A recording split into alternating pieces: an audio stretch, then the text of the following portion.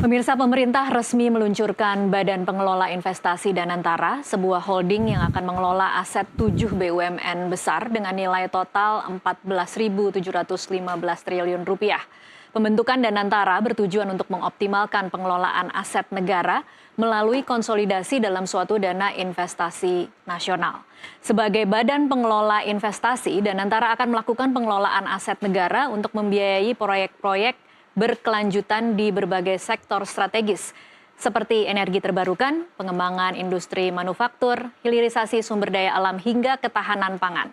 Untuk membahas bagaimana Danantara dapat berkontribusi terhadap kemakmuran Indonesia terutama untuk mendorong pertumbuhan ekonomi nasional, bersama kami di studio sudah hadir Kepala Center of Macroeconomics and Finance Indef, M. Rizal Taufikur Rahman, dan pengamat hukum dan pembangunan Harjuno Wiwoho.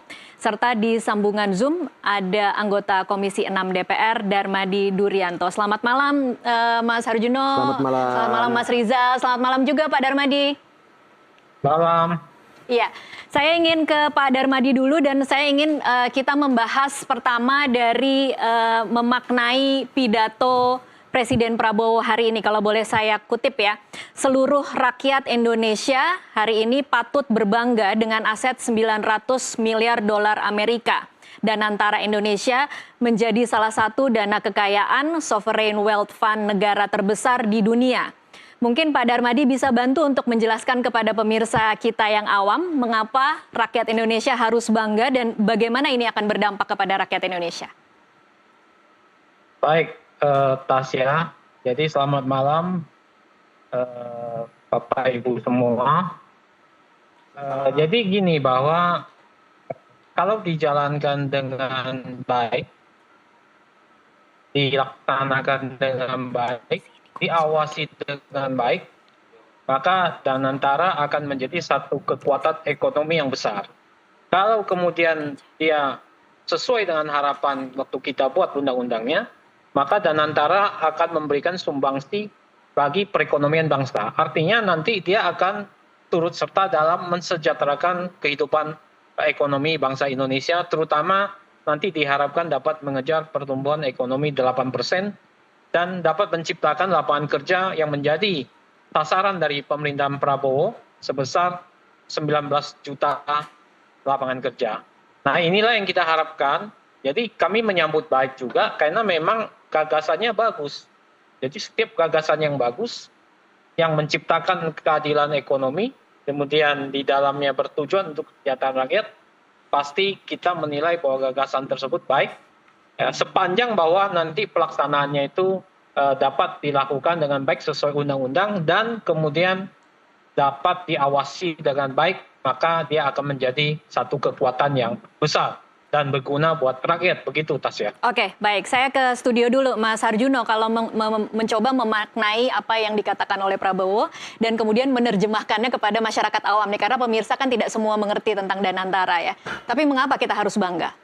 Yang jelas begini, yang pertama kita harus mengapresiasi langkah yang dilakukan oleh Presiden Prabowo. Dan tentunya terkait masalah super holding ini bukan di era Pak Prabowo saja, ini sudah dimunculkan di era sebelumnya di pemerintahan Presiden Jokowi. Tapi kita harus ketahui bersama bahwa Danantara ini kemarin sampai dengan 20 miliar dolar untuk melahirkan Danantara dengan posisi pengelolaan lebih dari 900 miliar dolar. Bayangkan saja 900 miliar dolar itu 3 kali lipat daripada besaran postur APBN kita.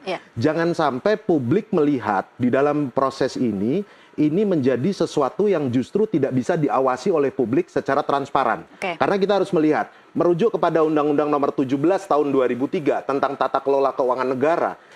Tata kelola keuangan negara itu harus transparan. Artinya seluruh masyarakat Indonesia berhak mengetahuinya.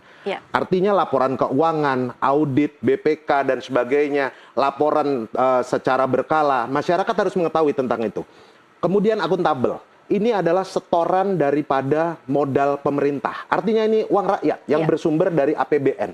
Dalam posisi ini, masyarakat harus bisa melihat bahwa ini memang sesuatu yang bila mana Danantara ini berhasil, ini memang menjadi sesuatu yang luar biasa. Kita jadi tidak tergantung terhadap utang luar negeri, kita menjadi baik. Tetapi rujukan dari lahirnya Danantara ini adalah dari Kepres 30 2025. Iya. Yang banyak publik, kalau saya lihat netizen melihat bahwa Danantara ini perusahaan negara yang tidak bisa dikontrol, tidak bisa diaudit. Itu sebetulnya kalau saya lihat posturnya tadi dalam pidato Presiden hari ini tadi, pada saat peluncuran Danantara, Presiden menyatakan bahwa Danantara bisa diaudit kapanpun oleh siapapun. Iya. Nah, itu harus konkret.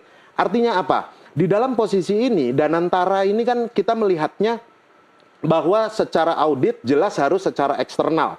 BPK itu harus audit. Saya lihat di Danantara ini bukan hanya ada Dewan Pengawas. Kalau tidak salah ada Komite Pengawas. Iya.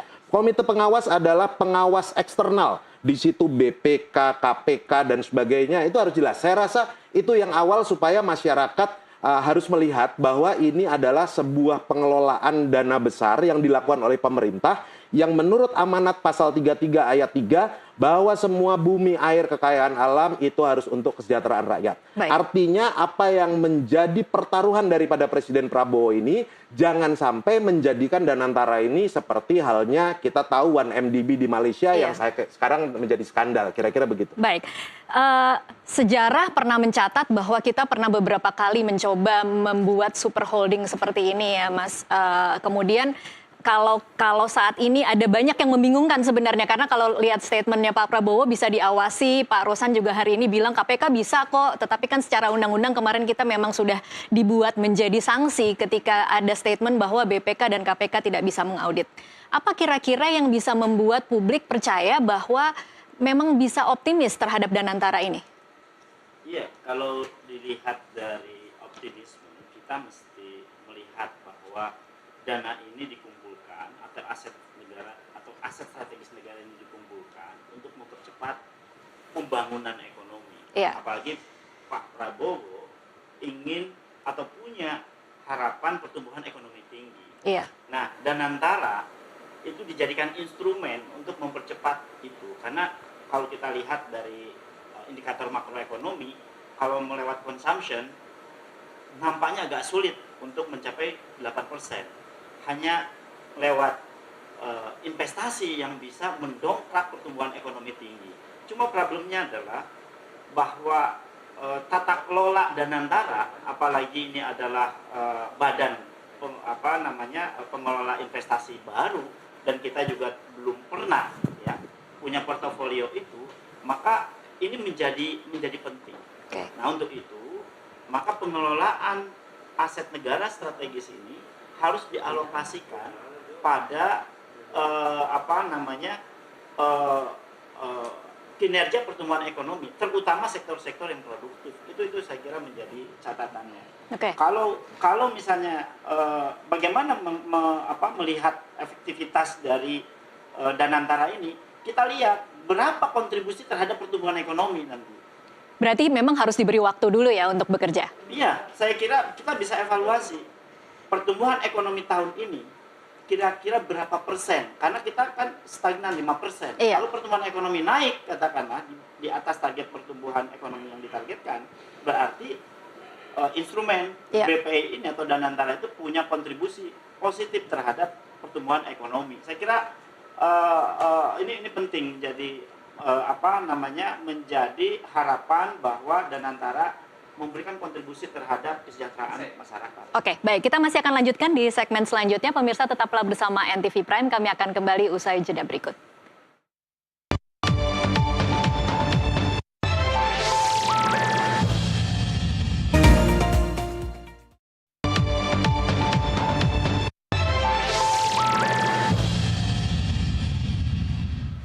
Pemirsa, terima kasih Anda masih terus menyaksikan NTV Prime. Sebelum kita lanjutkan perbincangan, kita akan sama-sama simak pernyataan Presiden Prabowo Subianto hari ini. Adalah untuk anak dan cucu kita. Dan antara Indonesia untuk itu harus dikelola dengan sebaik-baiknya, dengan sangat hati-hati, dengan sangat transparan, dengan saling mengawasi, harus bisa diaudit setiap saat oleh siapapun, karena ini sekali lagi adalah milik anak dan cucu kita, milik generasi penerus bangsa Indonesia. Saya yakin dan percaya Indonesia akan terus melangkah maju, lebih kuat dan lebih bersatu dari sebelumnya. Dengan keyakinan ini, mari kita bergerak bersama, bersatu dalam tujuan, teguh dalam tekad, dan yakin bahwa pencapaian terbesar Indonesia masih ada di depan kita. Percayalah, Indonesia akan capai cita-citanya. Kita akan menjadi negara maju, negara makmur, negara terhormat. Iya, pemirsa, kita lanjutkan perbincangan. Saya langsung ke Pak Darmadi lagi. Pak Darmadi, Anda sempat mengatakan bahwa kalau ini tidak diawasi dengan baik akan menjadi monster. Apa maksud Anda, Pak Darmadi? Iya, kalau ini kan kalau tidak diawasi dengan baik kan tentu pasti nanti implementasinya kan hancur. Karena apa? Karena dana yang begitu besar dikelola, aset yang begitu besar dikelola, dipercayakan Danantara. Kalau kemudian pengawasannya lemah, maka pasti akan bermasalah begitu. Maka yang muncul Danantara akan menjadi monster gitu. Monster dalam pengertian dia bisa membuat rakyat bukannya sejahtera, negara bukannya sukses, tapi negara gagal, ya. Jadi artinya ini juga pertaruhan besar memang Danantara ini. Makanya di Komisi 6 ini, di Panja BUMN ini, kita membahas dengan sangat teliti. Artinya apa? Segala macam pengawasan kita perkuat terus-menerus. Awalnya audit kepada badan itu tidak diusulkan, tidak diaudit oleh BPK. Tapi kemudian Komisi 6 bersama pemerintah menyetujui bahwa itu diperiksa oleh BPK. Sebentar Pak Darmadi, ini jadi Pak Darmadi, mohon maaf saya agak mau mengkonfirmasi karena kan revisi undang-undang yang kemarin kita saksikan mengatakan bahwa BPK dan KPK tidak bisa mengaudit kecuali dengan izin DPR. Nah, saat ini sebenarnya seperti apa pengawasan kepada Danantara, Pak Darmadi? Nah, inilah yang banyak berita-berita simpang siur di media maupun di masyarakat karena memang belum membaca BUMN-nya. Kami kan yang membuat, artinya apa? Kami tahu persis bahwa awalnya di dalam draft awal itu Badan Danantara itu tidak diaudit oleh BPK, diaudit oleh auditor. Tetapi kemudian pemerintah dan Komisi 6 bersepakat merubah itu menjadi diaudit oleh BPK. Itu di pasal 3K, ingat saya. Kemudian untuk BUMN sendiri, di holding-holdingnya, holding operasional maupun holding investasi, itu nanti auditnya dilakukan oleh auditor publik. Seperti yang sekarang ini, setiap tahun diaudit tetap seperti biasa. Jadi tetap diaudit. Nah, kemudian nanti untuk tujuan tertentu itu nanti harus mendapat persetujuan DPR. Dan banyak lagi bahwa bukan hanya audit, ya, di situ juga ada komite pengawas, ada penasehat, ada Kementerian BUMN, dia bertindak sebagai kepala Dewan Pengawas untuk menterinya. Jadi ini kita harapkan dengan pengawasan yang ketat tersebut, ini nanti bahwa BUMN Danantara ini akan memang betul menjadi malaikat buat rakyat. Dia bisa bekerja dengan baik, menciptakan multiplier effect, di leverage dengan baik sehingga kesejahteraan rakyat akan meningkat begitu. Baik. Nah, yang saya minta kepada pemerintah adalah marilah mulai sekarang mengedukasi ke publik, ya, supaya publik tahu, tidak simpang siur mengenai Danantara ini. Kami di DPR juga kan mengedukasi juga ke masyarakat, terutama ke rakyat, bahwa apa itu Danantara.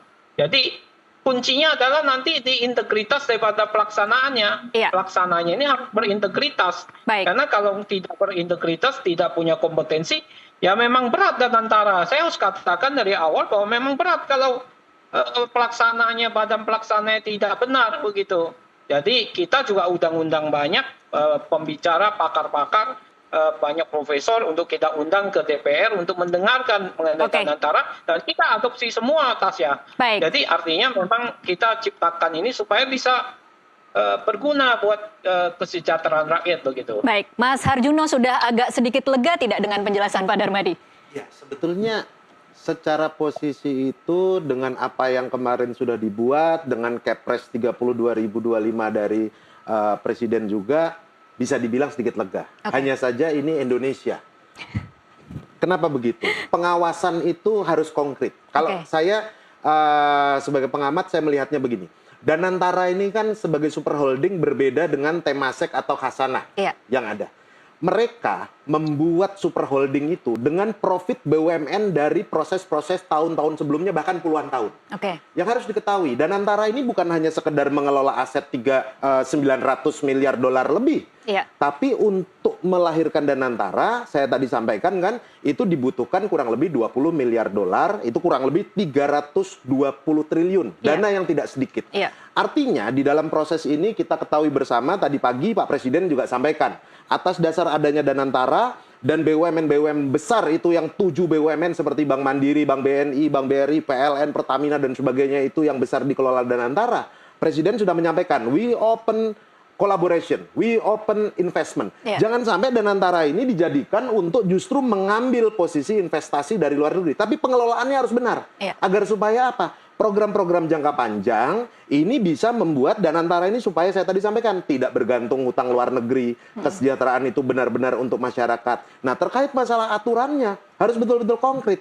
Ada nanti audit eksternal, internasional audit. Ada BPK sebagai auditor negara juga bisa mengaudit. Tapi juga kita harus melihat, jangan Danantara ini seolah-olah sudah kita tidak anggap, kita tidak merespon posisi apa yang menjadi pertaruhan Presiden Prabowo ini dengan optimis, sehingga justru ini ditekan terus. Nanti bagaimana mereka kerja? Mereka Iya. kerja aja belum, nanti tiba-tiba sudah langsung ditekan, sudah disuuzonin. Tidak begitu. Yang jelas pengawasan itu harus konkret. Masyarakat saya rasa sekarang ini cerdas. Sekarang apapun juga masyarakat ini sudah bisa melihat, tetapi jangan sampai yang terjadi di Indonesia, mohon maaf saya singgung sedikit, ada skandal 25 tahun lalu seperti skandal BLBI, Iya. itu persis. Ada suntikan dana juga 144 triliun awalnya. Di era pemerintahan berikutnya ditambah lagi 210 triliun. Ditambah lagi ada patut diduga fiktif 430 triliun sampai 640 triliun. Jangan sampai Danantara ini dibuat nanti dianggap kurang lagi, Iya. ada modalnya kurang lagi. Karena kita tahu bahwa proses-proses sebelumnya BUMN kita ini bukan untung.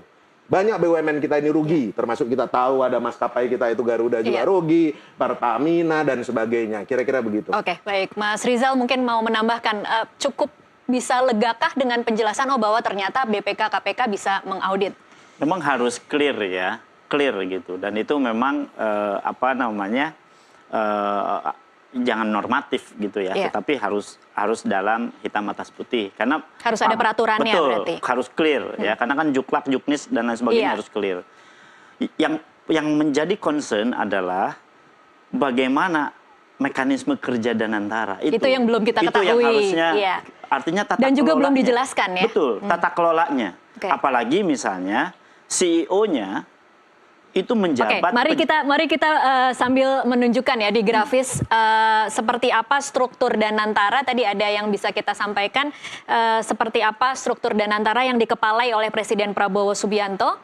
Di Dewan Pengawas nanti ada Erick Thohir sebagai ketua, Mulyaman Hadad sebagai wakil ketua, Sri Mulyani sebagai anggota. Kemudian di Dewan Penasehat ada SBY dan Jokowi. Nah, di struktur jajaran direksi tadi sudah kita saksikan. Di CEO ada Rosan Ruslani.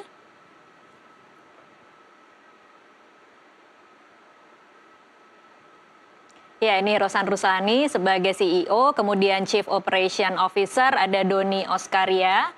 Dan Chief Investment Officer Pandu Syahrir. Boleh ya kita bahas sedikit soal Pandu ya.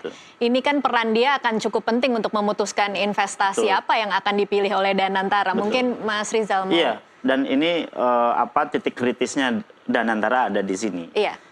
Bagaimana memilih dan juga mengeksekusi ya proyek-proyek atau kegiatan-kegiatan atau bisnis yang bisa memberikan impact terhadap ekonomi. Saya kira menjadi catatannya adalah profesionalitas itu harus kedepankan. Oke. Bisa nggak ya tapi kita kemudian mempercayai bahwa akan profesional? Justru ya Orang-orang ini kan punya jabatan lain ya di itu yang pemerintahan justru Prabowo. menjadi masukan kepada pemerintah supaya independensi, profesionalitas terjaga, akuntabilitas secara publik juga terjaga. Alangkah bijaknya mereka fokus ya. Apa jadi harusnya lepas jabatan yang sebelumnya? Jabatan dari yang Oke. ada saat ini gitu. Oke. Termasuk mengenai CEO-nya menjabat sebagai Menteri Investasi dan Iya. Hilirisasi atau Kepala BKPM. Meskipun kemudian dia berkilahnya, oh kalau di UEA kan juga Menteri Investasinya menjabat sebagai Kepala Sovereign Wealth Fund. Betul. Bisa tidak dengan argumentasi seperti Saya itu? kira kita masih baru. Oke. Ini masih baru. Tata kelolanya masih mencari bentuk gitu ya. Bahkan apa yang akan dilakukan operasionalnya, investasi realnya nanti, bahkan mobilitas aset negara untuk mendorong perekonomiannya kan masih secara teknis tata kelolanya kan masih harus ada integrasi antar BUMN, koordinasi antar BUMN. Iya. Dan yang menariknya lagi adalah level menteri, katakanlah Pak Rosan, kemudian diawasi oleh menteri lagi. Kan ini nampaknya secara secara nomenklatur kelembagaan nampaknya nggak pas gitu. Iya. Ya, saya kira penting kiranya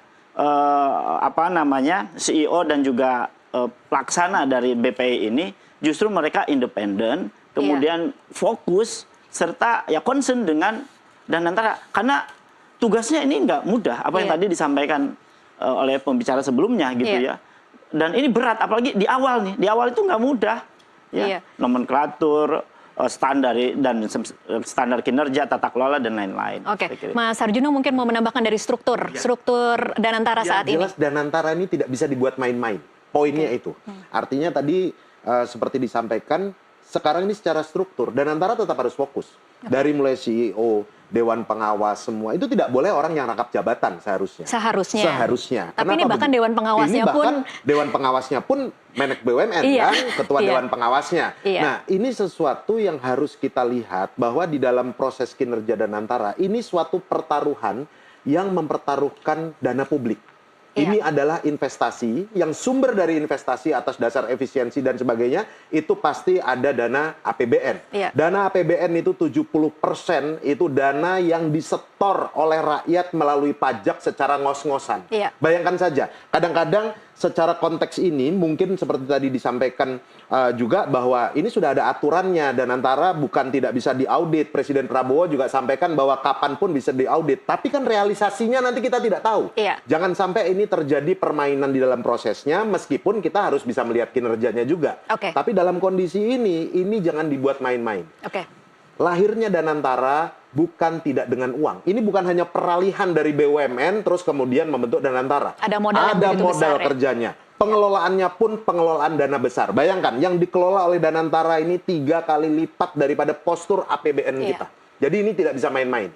Baik, saya ke Pak Darmadi lagi. Pak Darmadi, apa komentar Anda tentang struktur dari Danantara ini? Kalau kita lihat kan CEO-nya nih bisa kita lihat jabatannya saat ini Menteri Investasi, yang juga kalau kita lihat lagi sebelumnya adalah mantan dari Ketua Tim Pemenangan TKN, kemudian Pandu Syahrir yang sekarang jadi CEO-nya juga adalah Wakil Bendahara TKN, masih juga menjabat Ketua Pengembangan Keuangan Digital Kadin, ada Wakil Presdir PT Toba Bara di Rut Elektrum. Jadi masih memiliki jabatan di berbagai posisi. Apa komentar Anda, Pak Darmadi?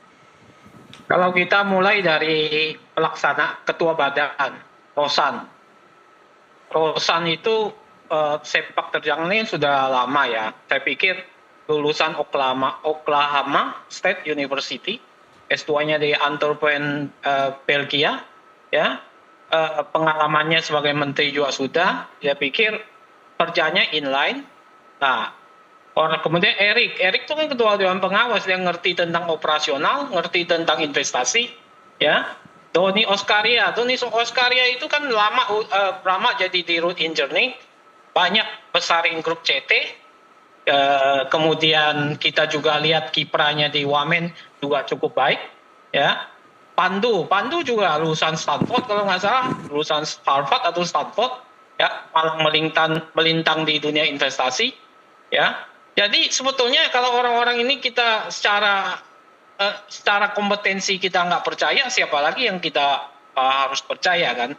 Jadi artinya dari sisi sisi yang nanti kita harus lihat dengan dalam itu adalah soal integritas. Ya, kalau kompetensi sudahlah, kita ngerti lah bahwa orang-orang ini kompetensinya cukup ada.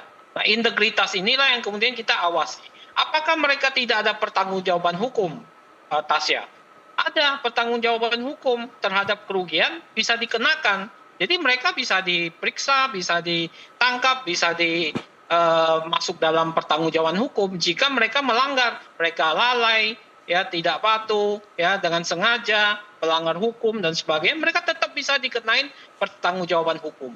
Jadi kita juga melihat bahwa ini sangat kita perhatiin semua aspek. Kalau kemudian kita meragukan mekanisme kerjanya, nanti kan diturunkan dalam PP, ya RPP-nya sudah dibuat, draftnya sudah jadi. Jadi artinya PP juga nanti mendetailkan semua mekanisme kerja daripada undang-undang ini. Kemudian undang-undang ini nggak main-main, ini kan undang-undang, bukan PP, bukan Kepres. Ini undang-undang yang di mana undang-undang ini juga menyangkut ada konsekuensi hukum begitu. Jadi ya sudah, kita percayakan dulu, kita lihat sepak terjangnya. Memang ini uang rakyat, kita tahu, ya. Tetapi ini juga kan leg spesialis karena kita mau ini business judgment rule, bahwa di mana kalau kita melihat selama ini BUMN banyak tidak lincah. Kenapa tidak lincah? Karena terlalu banyak undang-undang yang harus dipatuhi, puluhan undang-undang harus dipatuhi, sehingga membuat undang-undang itu tidak bisa membuat BUMN bergerak dengan lincah. Kemudian banyak direksi takut mengambil keputusan karena takut dikriminalisasi hukum. Jadi artinya apa? Artinya apa? Membuat BUMN itu tidak bisa berlincah bergerak. Maka kita coba melihat bahwa BUMN ini nantinya harusnya bisa membuat BUMN ini bergerak lincah, menembus pasar global juga, menarik investasi sebanyak mungkin, sehingga bisa menciptakan lapangan kerja, meningkatkan pertumbuhan ekonomi begitu. Baik. Jadi artinya kita kasih waktu, Tasya, untuk mereka bekerja. Kita awasi dengan ketat, kita kasih waktu. Kalau belum apa-apa kita udah kritik, kita sudah takut. Kan kita belum jelas ini seperti apa. RPP-nya aja, peraturan pemerintah aja belum keluar, kan? Detailnya aja belum ada. Gimana kita mau tahu SOP, mekanisme kerja, ya? Kita tunggu PP-nya keluar seperti apa. Oke. Tasya belum pegang PP-nya. Karena belum keluar kan, Pak?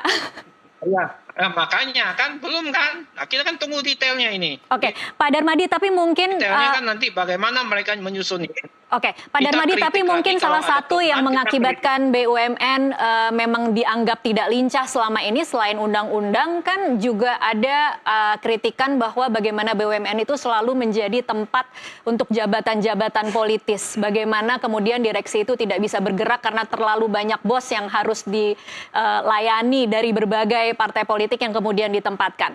Bagaimana kemudian orang atau publik bisa mendapat jaminan saat ini Danantara tidak akan seperti itu? Jadi ingat, Tasya, waktu kita buat undang-undang ini, hak eksklusif 1% saham Dwi Warna itu kan dikuasai Kementerian BUMN. Di dalam hak eksklusif daripada 1% saham Dwi Warna, Menteri diberi wewenang untuk mengangkat menteri, direksi dan komisaris dengan persetujuan Presiden. Kalau nggak ada persetujuan Presiden, nggak mungkin bisa diangkat sekarang. Kalau dulu begitu bangun tidur, ya menterinya pikir mau ganti Tasya, langsung diganti. Ya, dia mimpi Tasya begini-begini, kemudian dia langsung ganti besoknya. Sekarang nggak bisa, harus ada persetujuan Presiden. Jadi semua harus melalui Presiden Prabowo Subianto ya, Pak Darmadi? Betul, karena persetujuan Presiden. Nah, sekarang dengan persetujuan Presiden kita pilih kok, 58% pilih Prabowo kok. Ya kan, masa nggak percaya lagi sama Presiden sebagai kepala pemerintahan? Yang penting kita awasi dengan ketat. Tasya awasin, media awasin, DPR awasin, KPK awasin, BPK awasin, auditor awasin, semua awasin. Kalau itu dilakukan dia melanggar seperti 1MDB, ada political intervensi, nah yang mengakibatkan mereka bangkrut dan sebagainya, ya kita kritik dengan tajam. Kan Pak Presiden sudah bilang, silakan dikritik, silakan diaudit. Ya, nah kalau itu dilakukan, ini udah jaminan undang-undang dikritik boleh dan sebagainya masih nggak boleh, ya apalagi yang bisa kita percaya, Tasya, kalau udah seperti demikian. Yang penting ujungnya buat kesejahteraan rakyat. Berguna nggak dia buat rakyat? Okay. Kalau nggak berguna, kita DPR, jangankan media, DPR duluan mengkritik, begitu. Ya, Oke. berapa banyak rangkap jabatan? Saya paling keras mengkritik soal rangkap jabatan. Baik. Selalu saya kritik di DPR. Karena memang saya melihat bahwa kalau nggak perlu amat ya jangan rangkap jabatan memang. Saya setuju itu. Dari dulu saya setuju bahwa rangkap jabatan kalau nggak butuh-butuh amat ya jangan. Tapi kalau memang ada keperluan mendesak bisa diterima secara akal sehat, ya kita coba terima dulu, lihat kinerja dia begitu. Kalau Rosan ya dia megang investasi, dia megang Danantara, agak inline itu kita lihat, agak inline kerjaannya. Oke. Jadi saya pikir itu Tasya. Baik, kita masih akan lanjutkan di segmen selanjutnya. Pemirsa tetaplah bersama NTV Prime.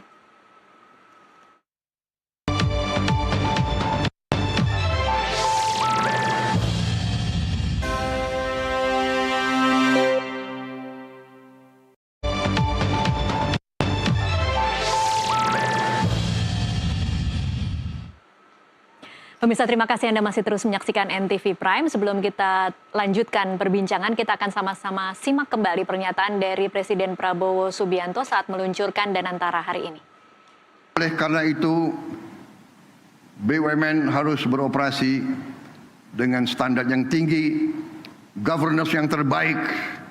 BUMN harus mengembangkan inovasi, gagasan besar, transparansi, kemajuan teknologi, sekaligus menjaga disiplin, kehati-hatian, serta komitmen terhadap tata kelola yang baik dan pengelolaan yang bertanggung jawab. Kami berhasil mengamankan lebih dari 300 triliun rupiah, hampir 20 miliar dolar dalam bentuk tabungan negara, dana yang sebelumnya terhambat oleh inefisiensi, korupsi, dan belanja-belanja yang kurang tepat sasaran. Prinsip yang sama akan menjadi fondasi dalam pengelolaan Danantara Indonesia. Proyek-proyek yang berdampak tinggi, yang akan menciptakan nilai tambah yang signifikan untuk bangsa kita, menciptakan manfaat nyata,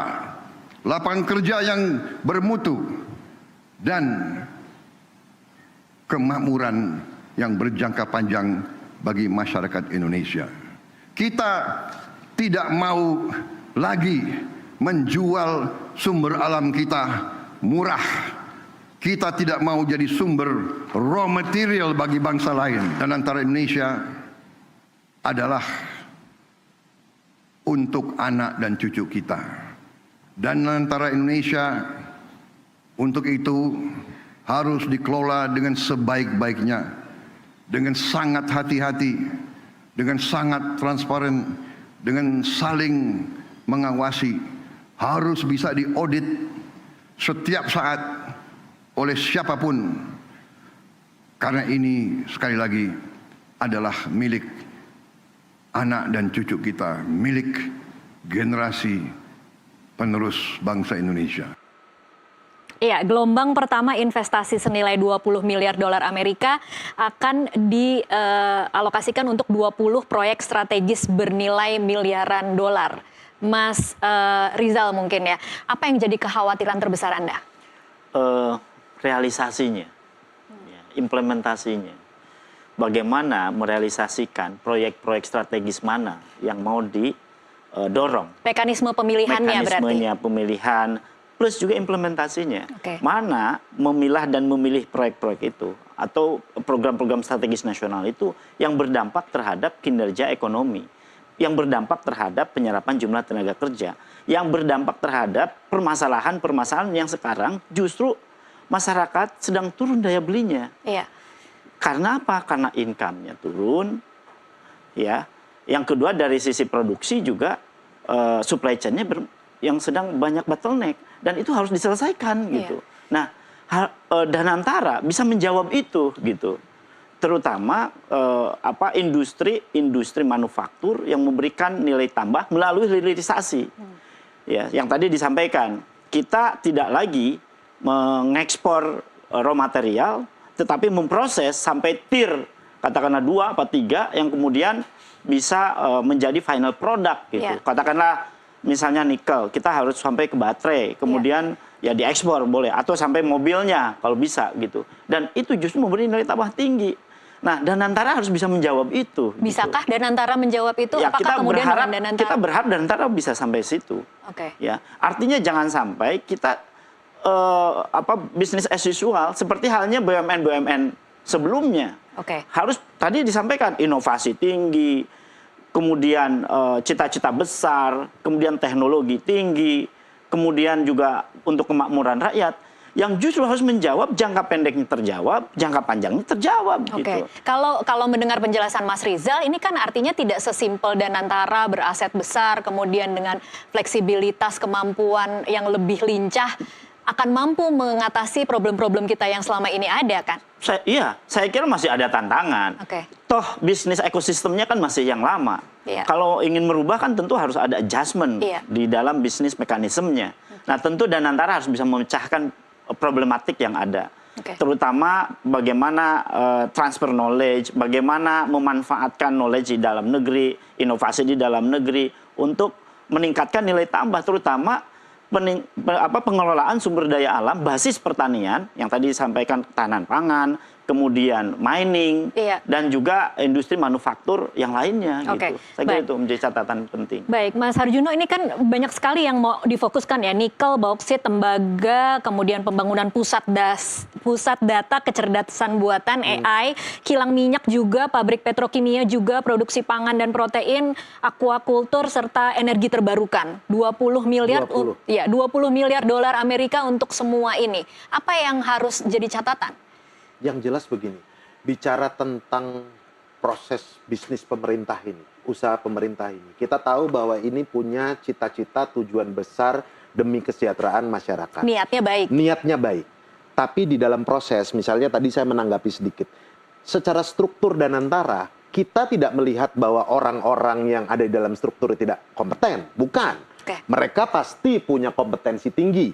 Bahkan last minute untuk yang menjadi CEO Danantara tadinya juga bukan Pak Rosan. Iya. Kita juga sama-sama tahu lah, karena sekarang ini semua transparansi publik itu kan terbuka. Orang juga sudah tarik ulur. Tapi ujung-ujungnya mereka-mereka ya ada di situ juga. Iya. Artinya, sekarang apa yang dilakukan oleh Presiden Prabowo ini luar biasa. Demi kesejahteraan kemakmuran rakyat, itu Presiden Prabowo juga tidak serta-merta berpihak kepada para pengusaha. Kita tahu, Iya. PNBP yang dinaikkan, PNBP yang dibayar di depan, teman-teman pengusaha juga ceritalah, banyak Iya. kita komunikasi tentang itu. Tetapi di dalam posisi ini, jangan sampai efisiensi pemangkasan anggaran kementerian, termasuk tadi yang diambil dari hutan dan sebagainya, difokuskan dan kemudian ini dilahirkan Danantara. 20 proyek strategis ini harus difokuskan untuk betul-betul bisa profit. Oke. Kita tahu bahwa ini pasti orang-orang kompeten untuk melakukan semua pengelolaan ini. Tapi transparan dan akuntabilitas ini harus dikedepankan. Masyarakat justru jangan melihat ini sebagai sesuatu yang kemudian dilepaskan begitu saja. Oke, kalau orang-orangnya kompeten, apa yang jadi kekhawatiran terbesar? Artinya begini, ini kan banyak juga terjadi konflik interest tentunya. Karena orang-orang yang kompeten itu, sekarang itu ada jabatan-jabatan lain yang strategis. Meskipun dikatakan tadi bahwa ini jabatan yang inline kok, investasi dengan Danantara dan sebagainya. Danantara ini kan bukan mencari investasi secara khusus juga. Iya. Danantara ini kan melakukan pengelolaan terhadap BUMN, bahkan ada proyek-proyek strategis yang akan dijalankan. Dan harus diingat bahwa ini adalah dana publik. Iya. Artinya masyarakat sekarang juga melihat secara transparan, melihat juga situasi ini demi menjadikan profit. Situasi yang kita sama-sama tahu. Tetapi kondisi kita sekarang ini kan kondisi yang sedang berproses. Iya. Bukan hanya Danantaranya. Situasi negaranya semua dengan pemblokiran anggaran-anggaran kementerian, pemblokiran kemarin anggaran IKN. Iya. Itu larinya kemana? Masyarakat sekarang hanya fokus melihat kepada program MBG-nya Pak Presiden. Iya. Itu program yang baik.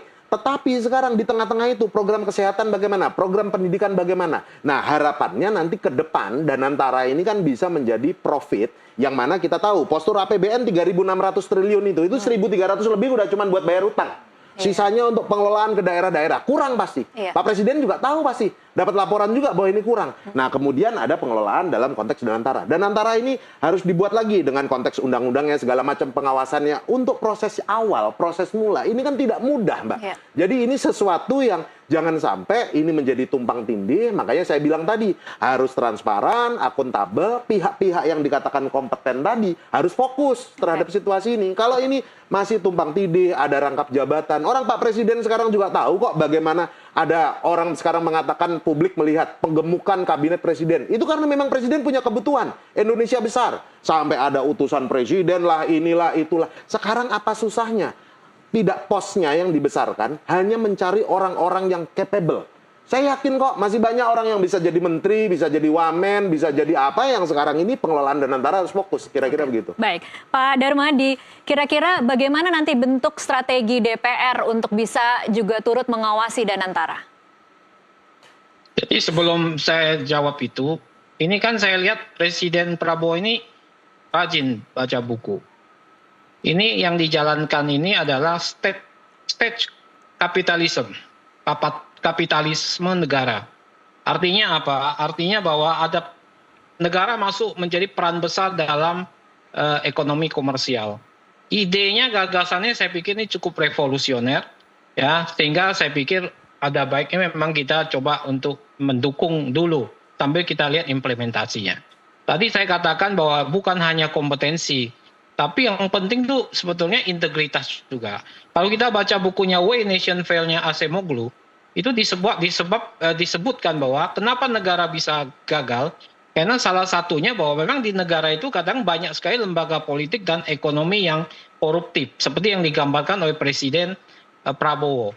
Artinya apa? Di situ parasitik sama ekstraktif, ya. Nah, di Indonesia kita udah ingatkan juga dalam Komisi 6, banyak sekali, nggak semua lembaga politik dan ekonomi kita itu memang parasitik dan ekstraktif tadi. Nah, ini salah satu tantangan yang muncul, ya, dalam kita melihat penerapan daripada Danantara. Untuk itulah DPR kan punya mekanisme untuk mengontrol itu, untuk mengawasi itu. Ya, kita harapkanlah, doakanlah kami DPR ini mengawasi dengan baik begitu. Ya, mengawasi dengan baik. Dan kita percaya bahwa yang kita dukung ini gagasan besar kok. Peran negara besar kok. Ya, dalam ekonomi komersial masuk nih, revolusioner sekali ini.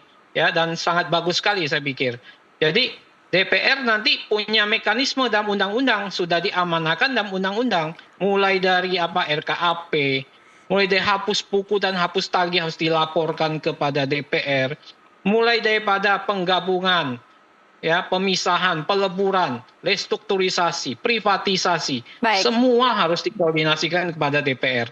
Jadi saya pikir DPR punya mekanisme untuk mengawal itu, dibanding dengan lembaga-lembaga lain kita punya mekanisme yang jauh lebih ketat untuk mengawasi itu. Nah, itulah makanya kita berharap Bapak Ibu mendoakan kami juga bahwa kami bisa mengawasi dengan baik. Tasya berdoa setiap malam buat Pak Darmadi untuk mengawasi dengan baik begitu.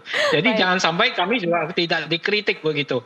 Jadi ini bagus. Saya pikir gagasan Pak Prabowo ini bagus sekali dan perlu kita dukung. Ini nggak murni kayak Temasek Kasana kok, enggak kok. Ini beda kok. Ini ala Indonesia kok saya pikir. Ya, jadi ada perbedaan yang tidak terlalu, yang ada perbedaan dengan negara-negara lain yang perlu kita pahami bersama begitu. Baik, Mas Nah, saya Arjuno. pikir itu. Tapi kan gini Bang, sebagai wakil rakyat, justru eksekutif dan legislatif itu kan jangan melihat publik itu seolah-olah antipati. Jadi yang harus digarisbawahi, kita bukan tidak mendukung Bang. Kita ini kan mendukung. Tapi konteks mendukung ini jangan sampai ada dusta antara rakyat dengan kekuasaan. Kan begitu Bang. Jadi posisi legislatif pun, posisinya DPR ini kan juga harus melihatnya secara objektif. Jangan seolah-olah kita misalnya kita menyampaikan kan apa adanya. Ini dana publik, dana rakyat. Kita mewarning harus hati-hati. Dan bukan kita tidak mendukung. Apa yang menjadi kebijakan dan keberanian Pak Presiden ini luar biasa. Ini sesuatu gagasan besar untuk masa depan Indonesia. Kan gitu Bang. Kita tidak mengatakan Bapak itu mendukung atau tidak, kan kita menyatakan bahwa kasih waktu. Bayangin, saya kan dari PDI Perjuangan, Pak. Ya kan? Saya aja berusaha sebagus mungkin untuk bisa menyatakan bahwa ini baik sambil kita memberikan pemikiran yang kritis. Ya, artinya apa? Artinya bahwa kita memang melihat ada sisi positifnya dari hal ini yang coba kita edukasi ke pasar, Baik. edukasi ke masyarakat supaya masyarakat tahu apa sih. Karena sekarang kan simpang siur ini dan antara diputar balik, nggak diaudit, nggak diboleh sentuh, nggak ada pertanggungjawaban hukum, semua dikapitalisasi. Itu kan nggak baik, Bang.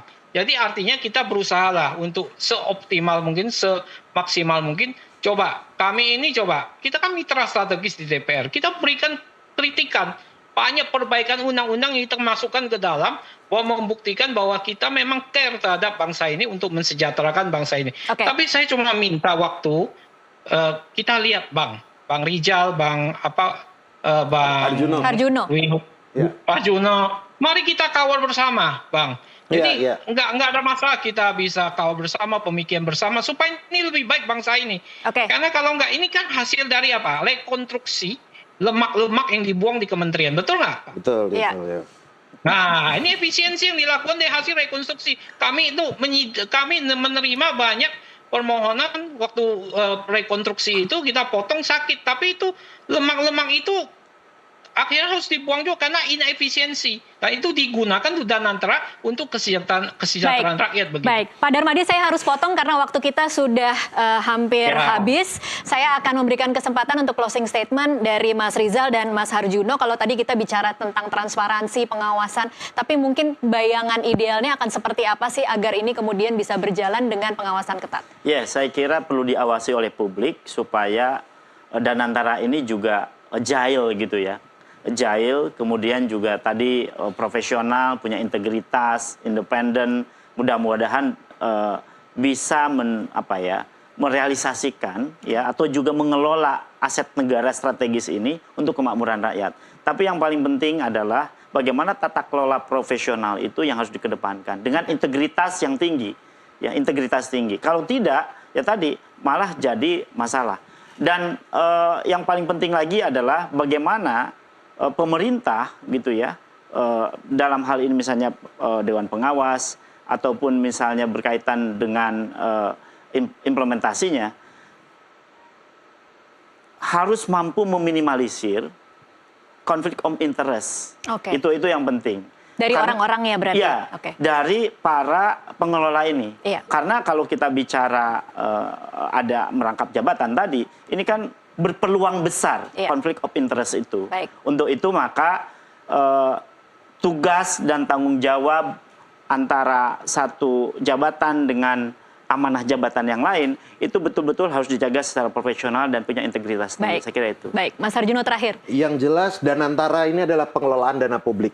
Pengelolaan ini merujuk kepada Undang-Undang Nomor 17 Tahun 2003 tentang Keuangan Negara, harus transparan, akuntabel, dan semua masyarakat berhak untuk mengetahuinya. Kita tahu di Indonesia, jangan sampai undang-undang keuangan ini nanti dibuat di era Pak Jokowi, ada undang-undang sakti itu, undang-undang Omnibus Law, akhirnya di situ menjadi sesuatu itu menjadi tidak tajam. Jadi intinya Danantara ini bagaimana publik nomor satu tetap harus mengawasi, jangan sampai ada dusta antara rakyat dengan kekuasaan. Apapun juga suara kami ada di DPR, apapun kondisi itu, ya Bang Darmadi tadi ya harus mengawal, mengkritik keras secara objektif. Artinya ini harus di warning dari sejak awal, karena ini adalah baru lahir dan ini menggunakan dana publik. Poinnya itu. Baik. Kita akan sama-sama titipkan ke Pak Darmadi. Boleh silakan sedikit saja Pak Darmadi. Emang meluruskan aja, setelah undang-undang ini berlaku, semua undang-undang keuangan negara, perbendaharaan negara, kekayaan negara dipisahkan, sudah dinyatakan tidak berlaku. Artinya apa? Ini lex spesialis. Artinya apa? Artinya ini kekuasaan pemerintah presiden sebagai kepala pemerintahan sudah tidak dikuasakan kepada Kementerian Keuangan. Jadi ini biar jelas saja bahwa karena apa? Karena ini sudah berubah menjadi business adjustment rule, tidak rezim keuangan negara lagi. Begitu kira-kira. Baik, Pak Darmadi, kita titipkan Danantara supaya pengawasannya memang benar-benar sesuai dengan yang diharapkan oleh Presiden Prabowo Subianto. Terima kasih Pak Darmadi, Mas Rizal, Mas Harjuno untuk waktunya bersama kami di NTV Prime. Dan pemirsa, diskusi ini sekaligus menutup jumpa kita dalam NTV Prime kali ini. Mewakili seluruh kerabat kerja yang bertugas, saya Tasya Lutmila mengucapkan terima kasih atas perhatian Anda. Sampai jumpa.